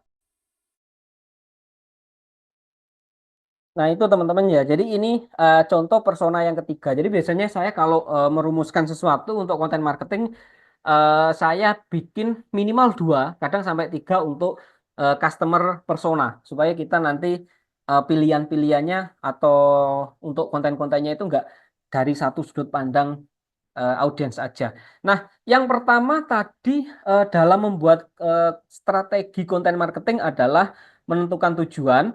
Setelah kita tahu tujuannya itu adalah kita menentukan target audiens. Yang ketiga, nah ini tadi sesuai dengan tugas juga. Yang ketiga itu adalah eh, ini ya melakukan riset terhadap kompetitor. Karena ini penting banget. Kadang kita dapat ide-ide, kita bisa modifikasi, kita bisa sedikit banyak dapat insight itu juga karena dari riset kompetitor. Kita bisa lihat kompetitor-kompetitor yang berhasil itu kayak gimana. Kompetitor yang kadang itu ada yang menurut saya itu wah padahal cuma gini, tapi kok rame ya? Apa ya yang bikin dia rame? Jadi banyak hal yang saya dapetin juga. Salah satunya itu dari meriset kompetitor tuh kayak gimana. Terus kita juga bisa melihat, oh kita kurangnya apa, kita menangnya di mana. Itu kan juga dari set kompetitor. Dimana kalau kita ngomong kompetitor ya entitas yang bersaing dengan kita dalam berbagai macam aspek, misalnya masalah pelanggan, pasar, atau sumber daya. Jadi secara simpelnya kayak gitu. Nah, biasanya tapi di sini sudut pandang saya lebih ke ini ya kompetitor. Saya sudut pandangnya dari segi konten ya. Karena kalau kita ngomong kompetitor ini kita riset kompetitor ini sudut pandangnya kan banyak. Cuma karena kita membahasnya konten strategi di sini saya lebih banyak membahas tentang konten gitu. Contoh, kalau kita ngomong kompetitor tadi kan kalau kita segmentasinya yang online, tadi kan ada kayak tadi kayak ada UT, terus ada BINUS, ada UPH kayak gitu ya. Nah, karena kalau kita ngomong secara online itu kan cakupannya luas, seluruh Indonesia, bahkan luar negeri. Jadi kompetitornya kita itu bisa dari seluruh Indonesia. Nah, kalau dari segi misalnya di kelas kelas offline itu biasanya ya kita agak kerucutkan. Contoh kalau saya ngomong kompetitor, misalnya saya ngomong di Malang gitu ya. Nah, di mana kalau kita ngomongin kompetitor ini kita bisa ngomongin kompetitor langsung ataupun tidak langsung. Kalau kita ngomong kompetitor yang langsung ya kompetitor yang produk atau jasa atau layanannya itu sama dengan kita. Contoh kalau di Malang itu ya saya kalau ngomongin kompetitor itu pasti saya yang di atas-atasnya kita lah gitu ya. Selalu saya lihat kayak gitu. Supaya apa? Saya termotivasi untuk bikin saya harus ngejar mereka. Tipikal kontennya saya harus ngejar mereka. Meskipun saya tahu bahwa mereka dari segi SDM pasti jauh lebih banyak. Dari segi pendanaan mereka pasti juga jauh lebih banyak. Tapi saya sudut pandangnya itu paling enggak kalau enggak bisa sama dengan SDM yang terbatas ini, saya enggak terlalu jauh di antara mereka. Jadi biasanya saya kompetitor itu lebih melihat ke yang minimal setara atau di atas kita. Saya biasanya kayak gitu yang saya kejar. Contoh kalau kompetitor langsung ya di Malang kita yang ini ya kayak misalnya ada UNMU gitu ya, Universitas Muhammadiyah Malang. Terus Macung itu kalau saya lihat ya itu bisa sebagai kompetitor langsung yang head to head, layanannya sama, meskipun dari segi biaya mereka jauh di atas kita. Terus untuk ya jurusan-jurusannya hampir sama, meskipun mereka ini juga ada beberapa yang jauh lebih banyak jurusannya. Nah, yang kedua itu ada kompetitor tidak langsung. Kompetitor tidak langsung itu contoh kalau konsepnya di pendidikan kayak Institut Asia Malang ya, kayak program-program profesi gini ya, kayak Sailing itu kayak ini ya, lembaga pendidikan untuk kerja di kapal pesiar atau apa itu ya. Terus ada misalnya Malang Hotel School, itu kayak pendidikan perhotelan yang mereka ini 1 tahun. Nah, ini dari segi jasa atau dari segi layanan, ini kan nggak tuh head to head, nggak sama. Tapi kalau kita ngomong audiens, mereka berdua, misalnya Sailing atau MHS ini juga bisa mengambil segmen audiensnya Asia. Makanya kalau kita ngomong riset kompetitor ini, kita lihatnya tidak hanya kompetitor secara langsung, tapi juga melihat kompetitor yang tidak langsung, yaitu kompetitor yang produk atau jasa atau layanannya itu berbeda, tapi mereka menarik audiens yang sama. Nah itu contoh. Yang pertama perlu kita lakukan ketika kita pengen riset kompetitor, yaitu melihat siapa sih kompetitor langsungku, siapa sih kompetitor tidak langsungku. Nah, setelah kita tahu, kita analisis. Kalau kita ngomong, saya tadi ngomong dari sudut pandang konten ya. Nah, jadi yang kedua adalah analisis jenis dan gaya konten.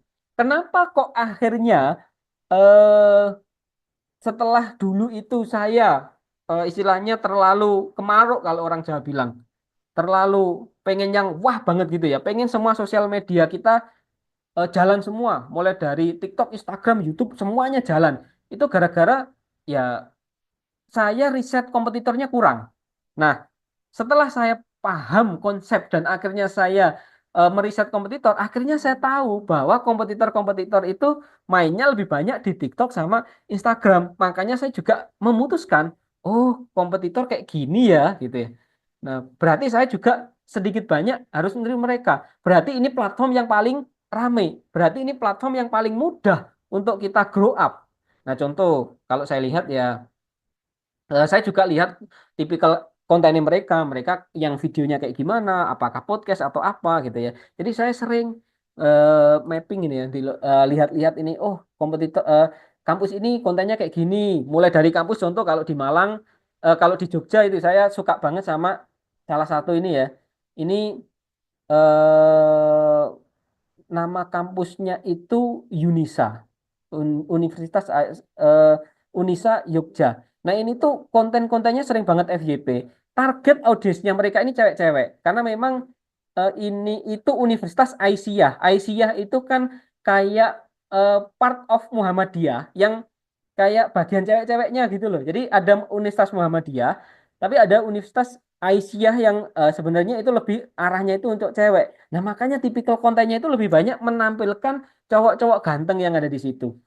Nah, cuma memang kalau saya sendiri kurang suka dengan tipikal konten yang seperti ini karena kurang cocok kalau saya pakai untuk Institut Asia. Tapi tetap saya lihat, tetap saya jadikan pertimbangan. Makanya sesekali ada yang saya modifikasi. Misalnya saya lagi bikin konten ya sekali-kali, misalnya saya kontennya Q&A, saya pilih eh, ya sing good looking, kadang kan kayak gitu. Nah itu contoh sebagai pertimbangan. Mereka apa? Mereka grow up-nya di TikTok. Jadi di TikToknya mereka bagus banget, tapi Instagramnya ya nggak terlalu sih. Nah makanya dari riset-riset audiens kayak gini, akhirnya saya juga memutuskan, oh TikTok ini juga bisa menjadi salah satu concernnya Asia. Terus kalau di ini ada Setia YKPN nih, ini juga bagus. Dia sudut pandang atau perspektif kontennya itu malah dari Pak Satpam. Jadi kayak Satpamnya itu ada Satpam yang humble banget gitu ya, senang joget-joget. Nah, tipikal kontennya itu sering banget naik di TikTok. Jutaan yang nonton. Padahal eh, nah, ini makanya saya itu akhirnya, oh iya ya, kadang kalau kita itu bikin konten, kita itu nggak kepikiran kalau kita itu bisa ngambil perspektif yang berbeda. Karena contoh kalau kita ngomong kampus, ya yang ditonjolkan adalah apa? Sistem pendidikan, terus kayak ya istilahnya perkuliahannya itu kayak gimana, terus informasi akademik. Ternyata audiens TikTok nggak cocok untuk itu. Ternyata kadang ada yang bisa ngambil sudut pandang kayak 360 derajat lah. Malah nggak menampilkan dosennya, menampilkan security yang layanannya bagus, yang inilah, yang security-nya humble, yang kalau diajak joget-joget itu asik. Terus ya memang mereka bagus sih gitu ya. Nah, ada security-nya yang satu yang viral banget itu. Jadi itu contoh bahwa dari riset audiens itu akhirnya saya dapat dari riset kompetitor akhirnya saya dapat perspektif baru juga gitu loh. Bahwa ternyata kita bisa ngambil sudut pandang yang lain dari segi konten. Terus misalnya ini ada Universitas Gadjayana di Malang, dia itu naik banget di Instagram. Tapi ya sebenarnya packaging kontennya itu kalau kita ngomong kualitas ya nggak ada kualitasnya sama sekali. Nah, tapi dia bisa naik. Kenapa? Ya ada istilahnya itu akhirnya saya mikir bahwa ternyata semua konten itu punya ini loh gitu loh. Punya target market. Konten yang menurut kita itu jelek, yang menurut perspektif kita itu jelek, ternyata untuk sebagian orang itu ada value-nya gitu. Nah, tapi kalau yang tipikal ini sangat tidak bisa saya aplikan ke Asia. Karena kalau dilihat kontennya, komen-komennya itu, mohon maaf, komen-komennya itu rata-rata negatif. Nah, saya kan pengen menaikkan branding nih, nggak mungkin dengan tipikal-tipikal konten yang seperti ini. Terus misalnya saya ngeceki juga kampus daerah, kayak Universitas Bojonegoro, itu ternyata packaging kontennya juga bagus. Padahal kalau kita ngomong Universitas Bojonegoro, siapa sih yang kenal, siapa sih yang tahu? Tapi akhirnya ada beberapa orang yang tahu sekarang gara-gara packaging kontennya itu cukup cukup menarik di TikTok. Terus ini Unmuh nih, Unmuh Malang nih. Nah ini untuk packaging kontennya juga rata-rata bagus. Mereka itu lebih kalau di TikTok itu sudut pandangnya ngambil talentnya itu adalah dari mahasiswa. Makanya meskipun belum bisa 100% saya tiru, saya juga 1 tahun terakhir lagi konsen mencoba untuk bikin kayak semacam community kreator untuk mahasiswa Asia. Jadi kita namanya kemarin saya bikin namanya Asia Digital Squad. Jadi anak-anak mahasiswa yang pengen kita ajakin konten kayak gini. Jadi itu ada beberapa hal yang saya dapat dari riset kompetitor. Makanya riset kompetitor ini penting banget kita lakukan supaya kita tahu oh kompetitor mainnya kayak gini. Terus kompetitor itu berhasilnya di bidang ini yang akhirnya itu bisa menjadi bahan pertimbangan kita untuk merumuskan strategi konten marketing yang lebih efektif. Jadi sudut pandangnya itu enggak dari sudut pandang kita tok sebagai brand gitu. Nah, sebenarnya kalau kita ngomong yang selanjutnya dalam kita ini riset kompetitor ada satu hal lagi yaitu kita juga setelah lihat tipikal kontennya mereka itu kayak apa, packagingnya kayak apa, itu kita juga lihatin nih performa kontennya kayak apa, SEO-nya kayak gimana, saluran mereka itu pakai apa aja, TikTok kah, Instagram, YouTube kah, apa-apa gitu ya. Jadi biasanya saya juga sesekali ngecekin engagement rate-nya kayak apa, terus topik atau jenis konten mereka yang paling banyak diminati itu yang kayak apa, terus kata kuncinya kayak gimana, kayak gitu-gitu saya juga kadang ngeceki. Nah, tapi biasanya kalau ini ya gampang sih. Sekarang banyak aplikasi-aplikasi untuk kita ngeceki. Kita nggak usah manual ngeceki. Kayak misalnya kita ngecek Unmuh nih. Nggak perlu ngeceki per kontennya itu yang like berapa, yang share berapa. Nggak perlu kayak gitu. Karena banyak aplikasi-aplikasi. Ada yang gratis, ada yang bayar. Untuk analisis konten sosial media ya. Kayak kita bisa pakai Social Blade. Terus kita bisa pakai kayak Semrush. Terus Hot Issue itu terus kalau kita lihat tren itu ya pakai Google Trend. Kalau kita pengen ngelihat tentang ads-nya kompetitor itu bisa pakai Google Ads Transparency Center atau kalau di Meta itu pakai Ads Library. Jadi kita ngecek kayak gitu.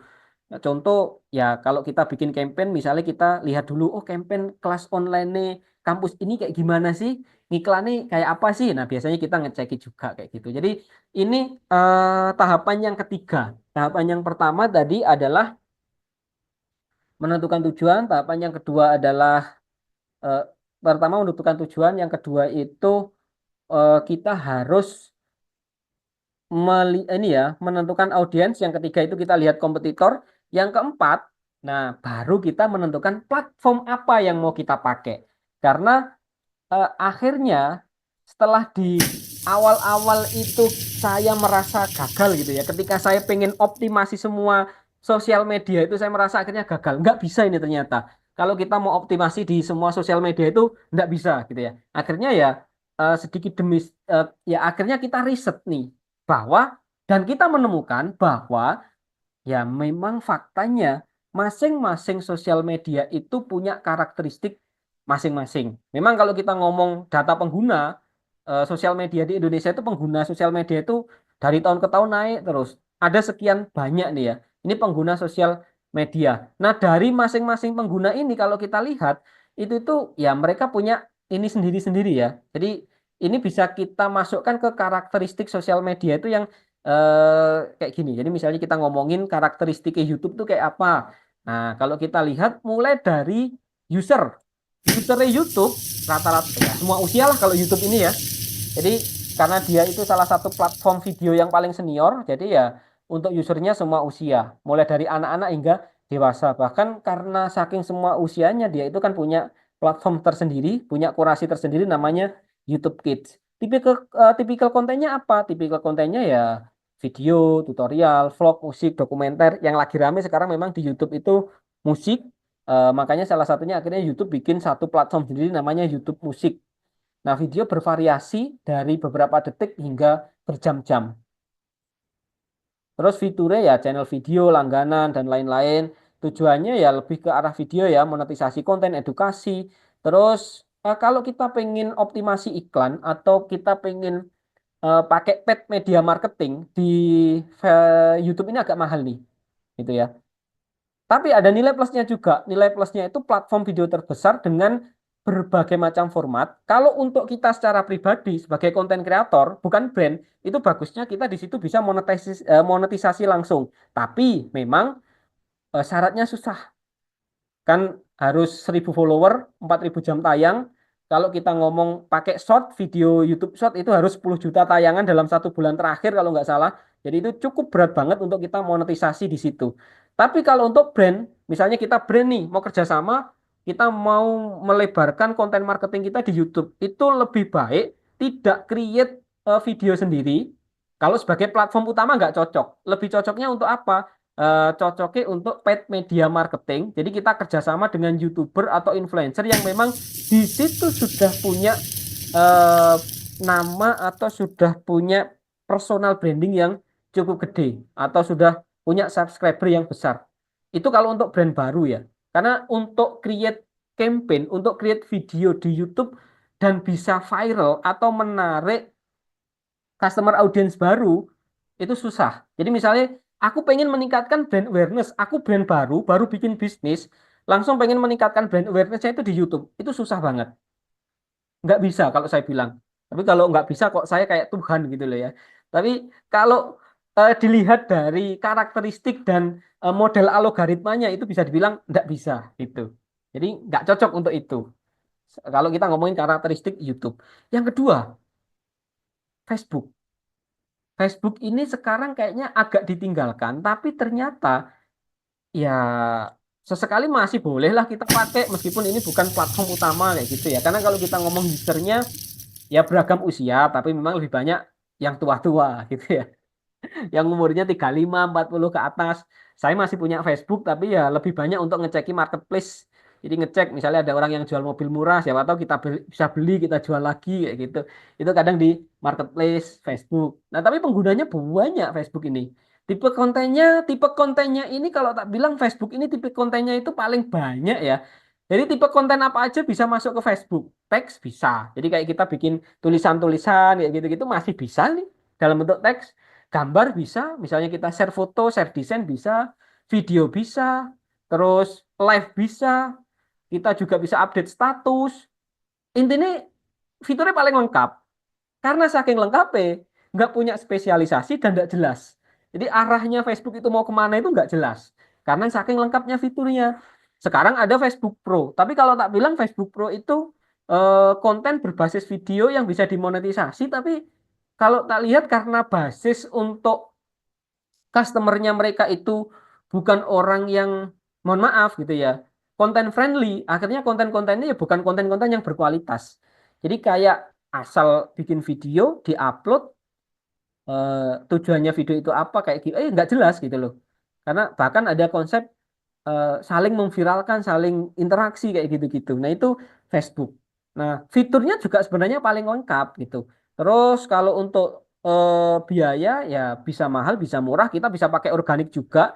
Salah satu nilai plusnya adalah karena basis penggunanya gede gitu ya. Alat iklannya juga canggih dia. Jadi kalau misalnya kita pengen ngiklan juga cukup lumayan.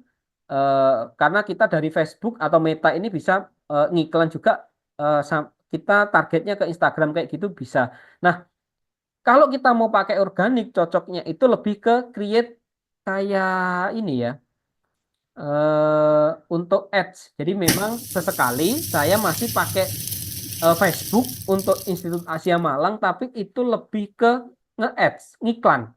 Tapi untuk targetnya saya tetap banyak menampilkannya di Instagram. Jadi saya menampilkannya itu paling kalau di Facebook hanya di Real Stock. Karena sebenarnya kalau kita buka platform Meta, kita mau ngiklan itu kan banyak, kita mau tampil di mana aja, kita bisa pilih, bisa custom.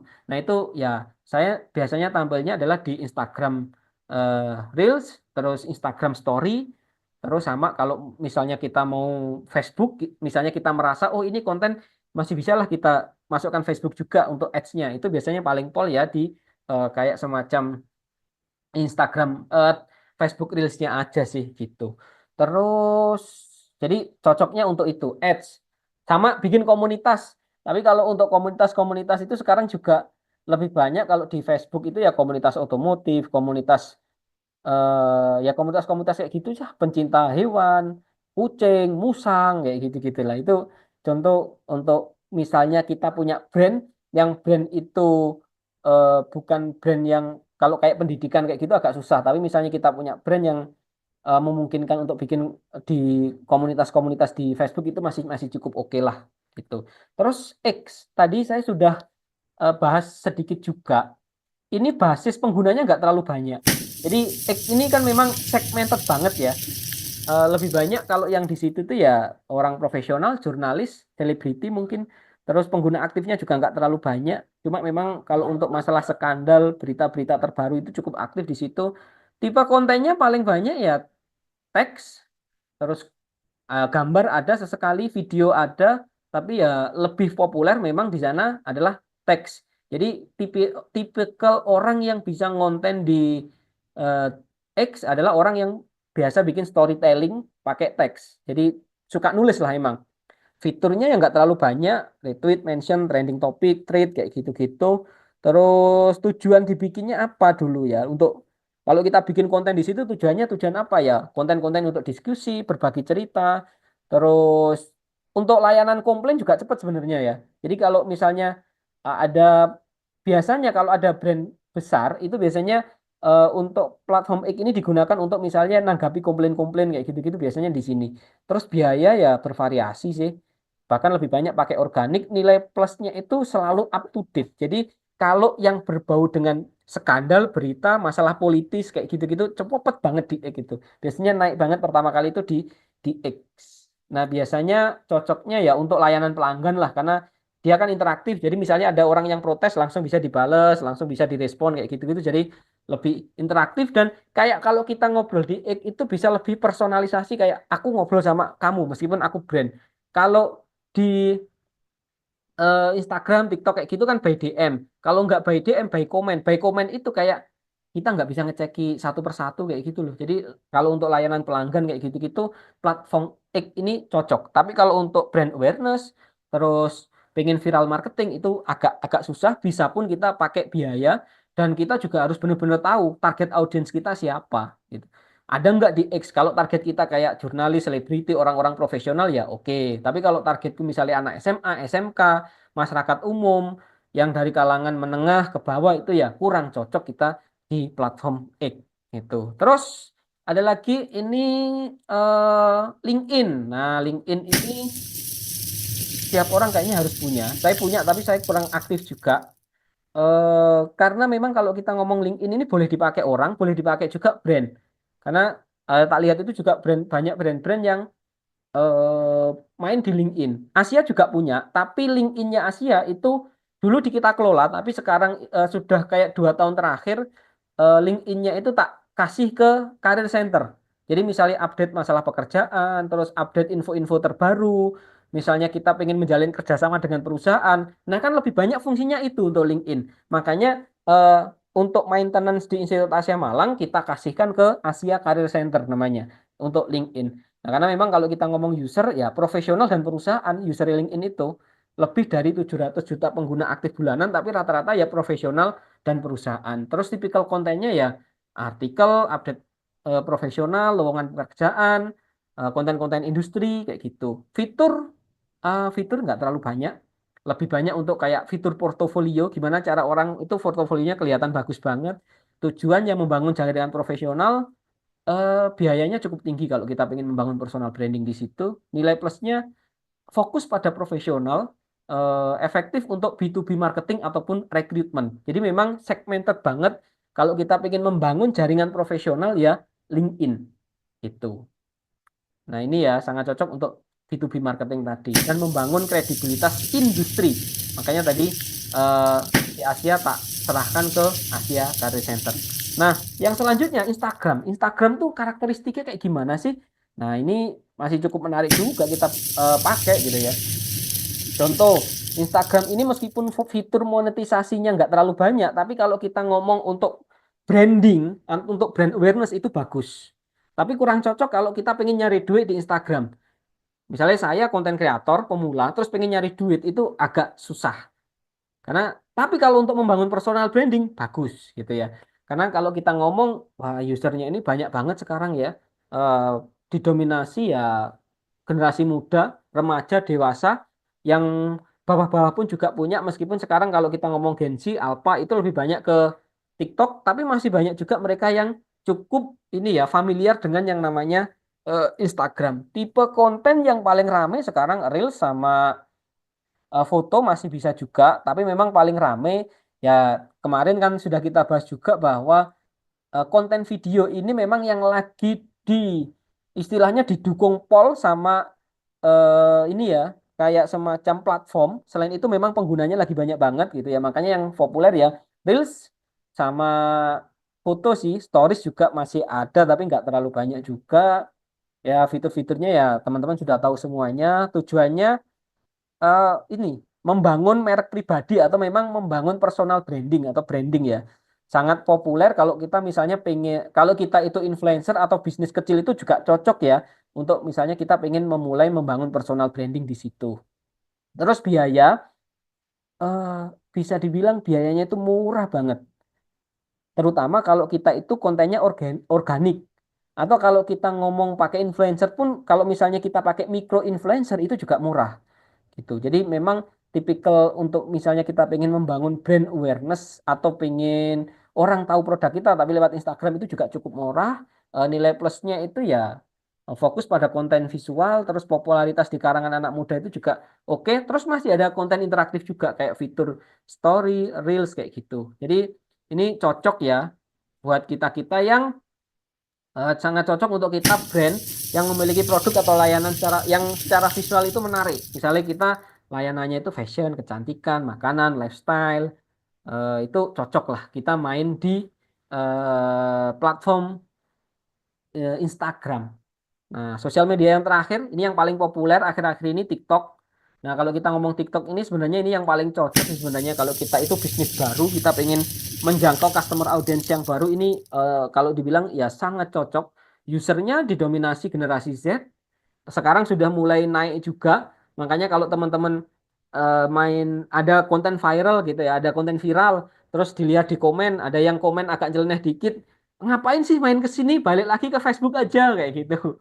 Sering banget kayak gitu karena mereka merasa kalau ada yang komen aneh itu mesti mereka itu adalah generasi yang di atas saya yang dulu itu mainnya di Facebook. Makanya nggak tahu nih kalau di TikTok kayak gini tuh biasa banget ya gitu. Karena memang kalau kita ngomong didominasi ya user TikTok ini didominasi generasi Z. Tapi sekarang makin ke sini makin populer di semua usia gitu ya. Tapi yang paling familiar, yang paling istilahnya itu ekspor dalam menggunakan bahkan dalam creating konten ya memang generasi milenial, generasi Z dan generasi bawahnya. Nah, tipikal kontennya yang paling populer memang video pendek. Tapi memang ini adalah salah satu platform sosial media yang paling banyak fiturnya. Update-nya paling cepat. Gak ono ente gitu. Kalau bahasa Jawanya itu ono hal-hal baru di TikTok itu. Kayak video pendek. Kadang itu ada challenge-challenge sering gitu ya. Ada efek-efek viral.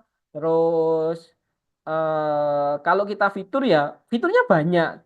Kita bisa ngeduetin videonya orang, bisa stitch, terus kita bisa mainan filter-filter, ada live streaming, bahkan sekarang kita bisa langsung belanja lewat situ. Yang akhirnya itu mulai ditiru juga untuk beberapa platform sosial media yang lain. Contoh YouTube yang awalnya itu tidak ada, sekarang sudah ada YouTube Shopping yang kerjasama sama Shopee.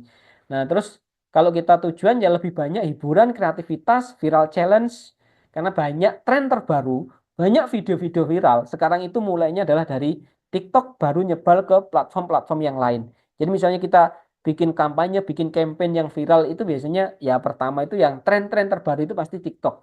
Biaya kalau tak bilang itu ya hampir sama dengan TikTok, bahkan lebih terjangkau, hampir sama dengan Instagram, bahkan bisa dibilang ya hampir hampir malah lebih terjangkau itu TikTok.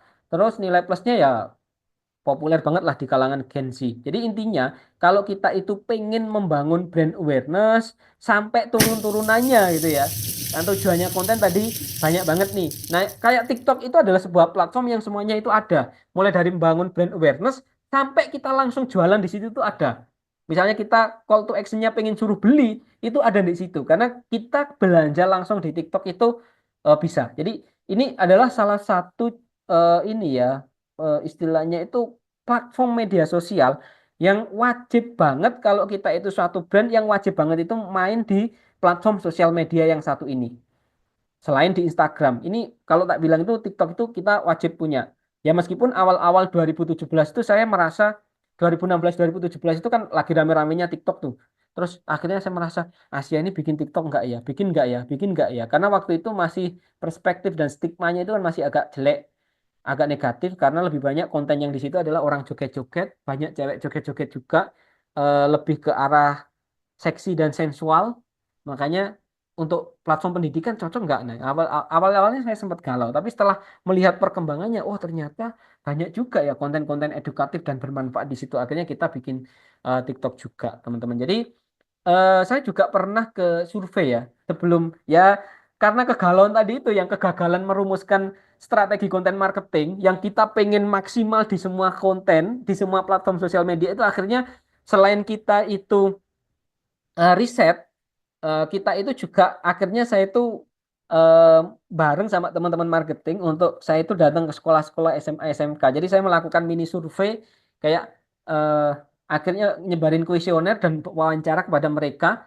Nah, dan hasilnya itu memang platform yang paling mereka sering gunakan dalam keseharian nomor satu adalah TikTok, nomor dua adalah Instagram. Nah, dari situlah eh, saya akhirnya memutuskan, saya dan tim akhirnya memutuskan bahwa platform yang kita pakai untuk saluran kontennya Asia eh, ya dua ini, Instagram sama TikTok. Nah, itu teman-teman. Kalau kita lihat dari popularitasnya memang mereka ini cukup tinggi ya. Bahkan sekarang kalau kita lihat TikTok ini pengguna aktifnya itu sudah mulai menyalip Facebook sama YouTube. Ini data 2023, 2024, 2023 ya. Jadi ini data 2023 dan kemarin saya ngecek itu untuk pengguna TikTok, pengguna aktifnya di Indonesia itu sudah mulai nyalip Facebook sama YouTube. Jadi intinya itu, kalau kita ngomong dalam konsep strategi konten marketing, memilih platform ini juga merupakan salah satu kunci yang paling penting. Nah, jadi setelah kita itu tahu tujuan kita apa, kita sudah tahu audiens kita siapa, kompetitor utama dan kompetitor tidak langsung dan tidak langsung kita siapa. Nah, salah satu hal yang perlu kita tahu, kita mau ngonten di mana aja. Gitu. Itu mungkin ini ya. Sebenarnya ini masih ada beberapa sih kayak sosial media marketing fenomena, tapi kayaknya nggak cukup kalau saya bahas sekarang karena ini sudah jam 9 kurang. Mungkin eh, ini minggu depan aja lah tak bahas.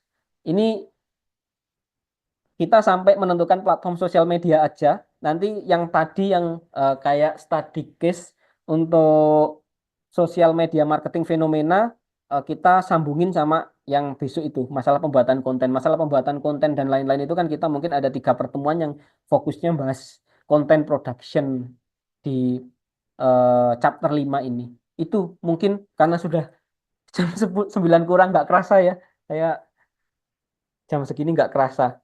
Apalagi ini pertemuan terakhir sebelum liburan, makanya ya wis itu aja lah kita bahas sampai ke yang keempat aja dalam strategi konten marketing. Yang pertama tadi menentukan tujuan, yang kedua identifikasi target audiens, riset kompetitor, sampai menentukan platform kita sudah clear di situ.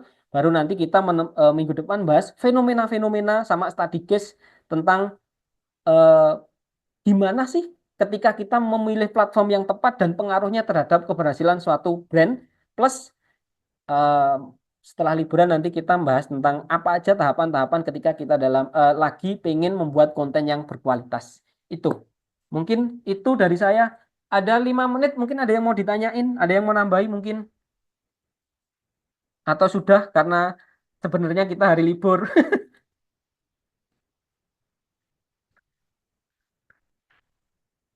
Ada yang mau ditanyain? Kalau enggak ada, saya kembalikan ke Mbak Elisha. Kalau ada, mungkin ada 1 atau 2 pertanyaan, silahkan.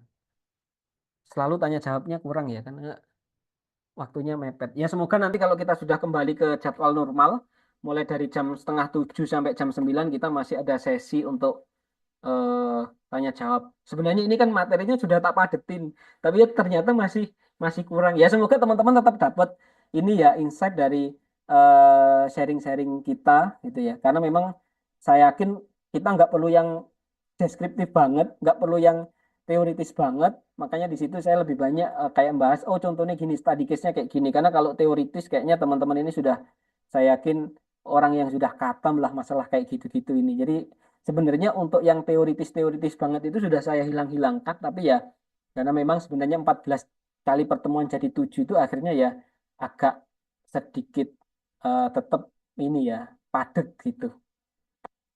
Aman? Nggak ada yang ditanyakan ini? Aman sih Mas El. Oke, siap. Aman, Mas El. Kalau nggak ada yang ditanyakan karena sudah malam, jam 9 kurang 5 menit. Eh, dari saya cukup itu. Semoga pertemuan malam ini, sharing kita malam ini ada manfaatnya. Tadi juga ada ini ya, tambahan juga dari Kak Mel. Terima kasih tadi udah ada beberapa insight-insightnya juga. Semoga itu juga bisa menjadi tambahan untuk teman-teman dan saya tentunya. Karena tadi juga ada beberapa masukan, insight juga untuk packaging kontennya atau strategi kontennya di Institut Asia. Mungkin dari saya cukup itu.